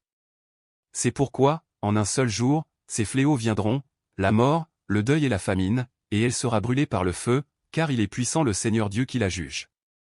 Apocalypse 18h08. Dans le monde d'aujourd'hui, un seul type d'arme peut détruire une superpuissance comme l'Amérique en quelques heures, le feu nucléaire. Le paysage mondial est fragile. Les tensions montent entre l'Amérique et de multiples adversaires. La Chine construit des silos de missiles à un rythme alarmant. La Corée du Nord continue de tester des armes balistiques intercontinentales. L'Iran, enhardi et de plus en plus aligné sur la Russie, appelle ouvertement à la chute de l'Occident. Et derrière ces nations se trouve une hostilité spirituelle, un effort coordonné, à la fois humain et démoniaque, pour contester ce que l'Amérique représentait autrefois. L'infrastructure même de l'Amérique est vulnérable. Des experts ont mis en garde contre les attaques EMP, des impulsions électromagnétiques qui pourraient mettre hors service les réseaux électriques, les systèmes de communication et les institutions financières. Une explosion nucléaire à haute altitude ne causerait pas seulement des destructions physiques. Elle plongerait la nation dans les ténèbres, littéralement et économiquement. Le chaos suivrait, les chaînes d'approvisionnement s'effondreraient. Les villes seraient paralysées. L'Écriture relie ce type d'événement au commerce maritime. Tous les pilotes de navires, les marins, et tous ceux qui commercent sur la mer, se tenaient à distance et criaient, en disant, quelle ville était semblable à cette grande ville. Ces versets suggèrent que la chute de Babylone affecte directement le transport maritime et le commerce mondial. Si l'Amérique est cette grande ville, sa chute ne dévasterait pas seulement le pays, elle perturberait le monde entier. Et des signes à notre époque pourraient pointer vers cette possibilité même. En 2023, des habitants de Denver, Colorado, ont commencé à signaler un son étrange dans le ciel. Un fort bourdonnement métallique, comme une trompette, qui a duré plusieurs minutes. Il n'y avait pas d'avion, pas de tempête, pas d'activité sismique.